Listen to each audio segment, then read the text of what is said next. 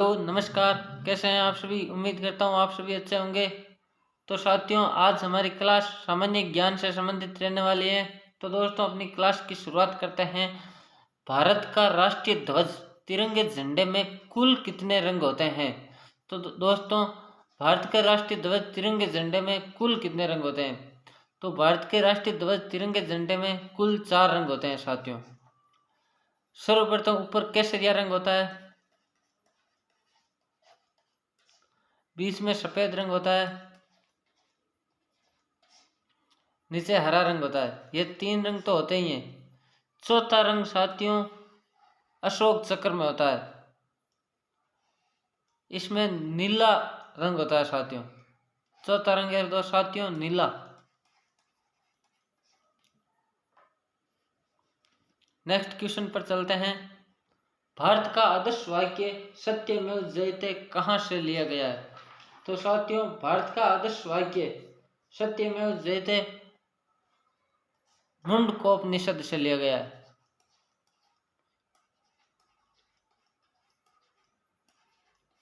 मुंडकोपनिषद से लिया गया है। और यह भारत का आदर्श वाक्य सत्यमेव जयते अशोक स्तंभ के नीचे लिखा होता है, अशोक स्तंभ के नीचे। नेक्स्ट क्वेश्चन पर चलते हैं साथियों। भारत का राष्ट्रीय गीत वंदे मातरम किस पुस्तक से लिया गया है? तो साथियों, भारत का राष्ट्रीय गीत वंदे मातरम आनंद मठ पुस्तक से लिया गया है। आनंद मठ, यह बंकिम चंद्र चटर्जी की पुस्तक है।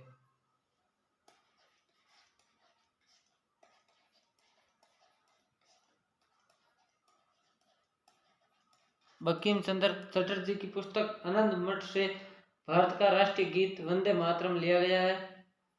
और राष्ट्रीय गीत वंदे मातरम गीत को गाने का कुल समय 65 सेकेंड है, 65। नेक्स्ट पेज पर चलते हैं साथियों। The morning song of India किसे कहा जाता है? साथियों, the morning song of India किसे कहा जाता है? यह जन गण मन राष्ट्रीय गान को कहा जाता है। जन गण मन राष्ट्रीय गान को the morning song of India कहा जाता है। राष्ट्रीय गान को गाने का कुल समय 52 सेकेंड है। और भारत का राष्ट्रीय गान के रचयिता कौन है? तो रविंद्रनाथ टैगोर है।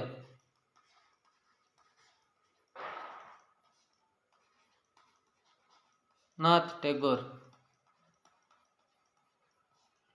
नेक्स्ट पेज पर चलते हैं साथियों। विश्व का भारत के अलावा दूसरा देश जो 15 अगस्त को स्वतंत्रता दिवस मनाता है। तो साथियों, भारत स्वतंत्रता दिवस 15 अगस्त को मनाता है। एक भारत के अलावा विश्व में और कौन सा देश है जो 15 अगस्त को स्वतंत्रता दिवस मनाता है? साथियों, आप इसका जवाब जल्द से कमेंट करके दें। तो साथियों, मैं बता देता हूँ कि 15 अगस्त को दूसरा देश विश्व का जो 15 अगस्त को स्वतंत्रता दिवस मनाता है वह है दक्षिण कोरिया।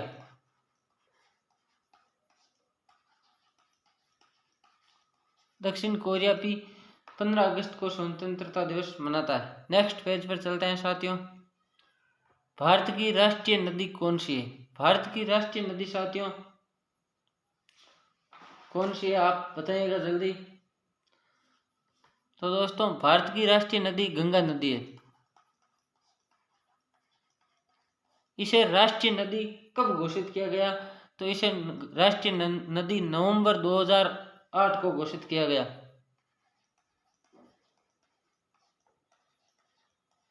दो 2008 को राष्ट्रीय नदी घोषित किया गया। नेक्स्ट पेज पर चलते हैं साथियों। शक संवत किसने चलाया? शक संवत को किसने चलाया? तो शक संवत को साथियों कनिष्क ने चलाया।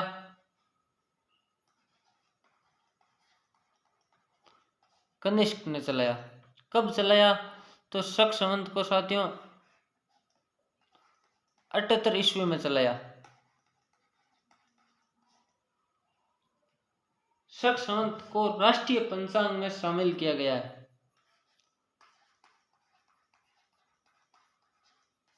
राष्ट्रीय पंचांग में शामिल किया गया है। नेक्स्ट पेज पर चलते हैं साथियों। गंगा डॉल्फिन को कब राष्ट्रीय जलीय जीव घोषित किया गया? गंगा डॉल्फिन को राष्ट्रीय जलीय जीव कब घोषित किया गया? तो साथियों गंगा डॉल्फिन को राष्ट्रीय जलीय जीव 2009 में घोषित किया गया था। इसकी लेंस रहित आंखें होती है। गंगा डॉल्फिन की लेंस रहित आंखें होती है। और एक और विशेष बात, गंगा डॉल्फिन को ये नर की अपेक्षा मादा डॉल्फिन लंबी होती है। नर की अपेक्षा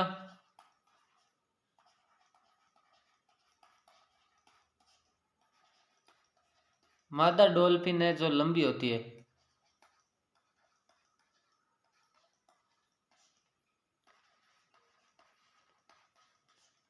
नेक्स्ट पेज पर चलते हैं साथियों।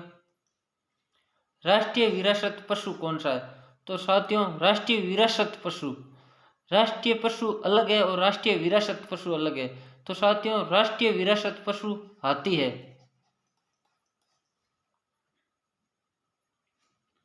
और इसे राष्ट्रीय विरासत पशु अक्टूबर 2010 को घोषित किया गया था।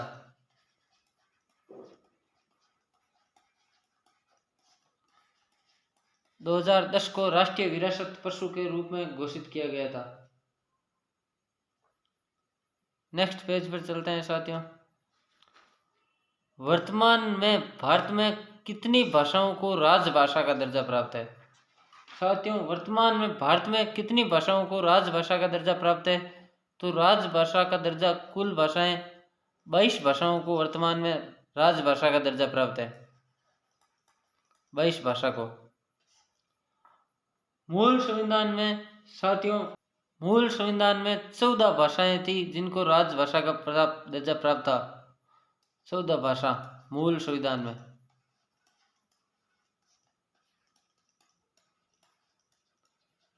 चौदह भाषा को राजभाषा का दर्जा प्राप्त था। उसके बाद 21वां संविधान संशोधन हुआ।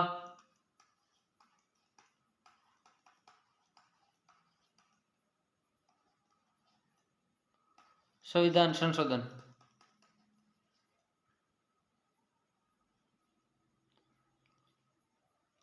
21वां संविधान संशोधन में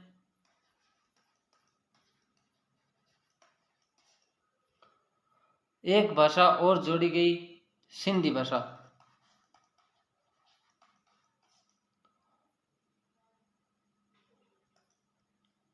और उसके बाद 71वां संविधान संशोधन हुआ।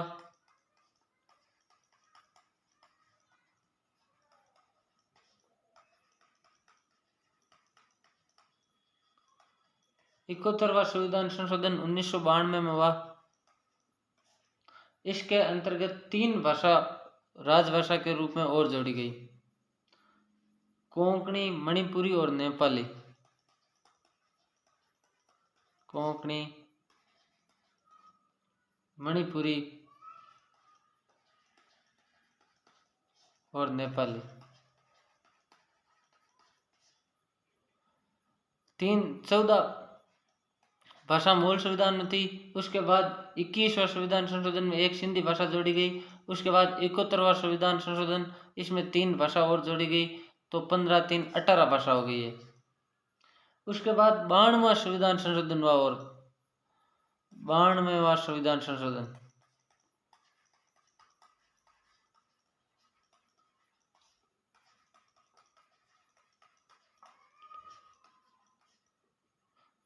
2001 में हुआ।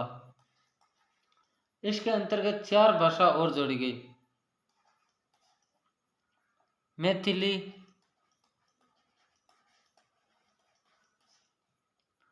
संथाली,